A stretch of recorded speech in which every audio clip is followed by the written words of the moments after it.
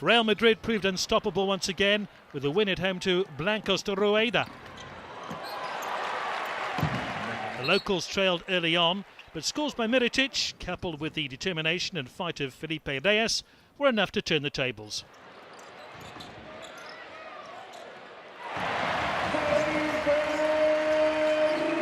Although the visitors were never to regain the lead, Nacho Martin and Al-Haji Mohamed, who hit 16 points, kept the away side very much in the game. Blancos de Rueda lifted themselves to within just 4 points of their opponents, but any hopes of causing an upset were destroyed by Sergio Llull, who was outstanding in the final quarter.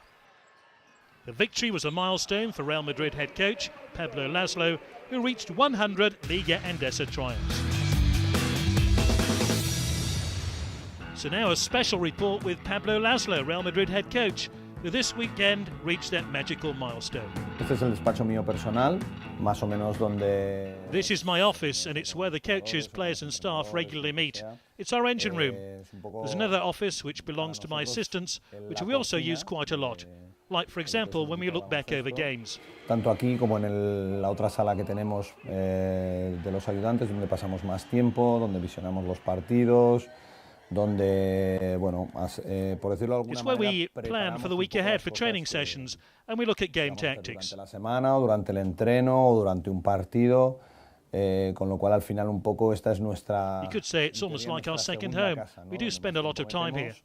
Y donde luego intentamos que las cosas... We try to put into practice on court what we masterminded here. First in training and then in games. Y luego los partidos. Coincide que los únicos que estamos somos Tabac, Peras y yo, de una generación muy cercana en el tiempo, ¿no? Porque creo que Peras y Tabac...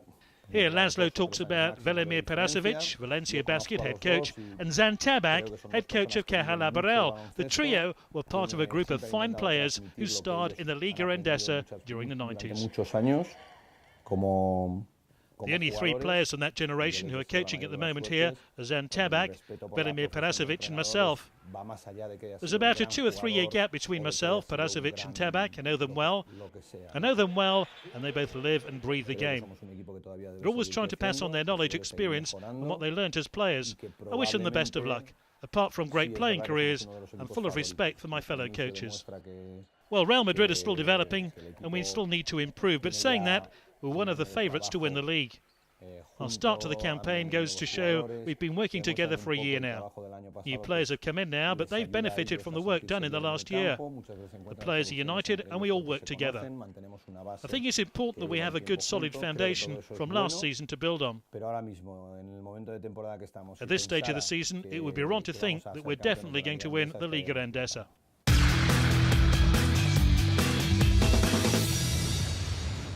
Caja Laboral returned to winning ways following their midweek defeat in the EuroLeague with a road win at Cajasol. Argentine Andreas Nocioni stepped up for Caja. He scored 15 points in the second quarter.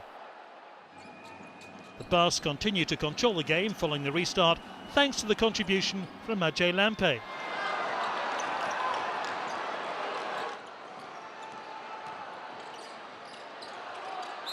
Tabak's players performed brilliantly during the second half. A combination of Holland and 3 pointers from Bogdanovic and Sastre kept Cajasol within striking distance.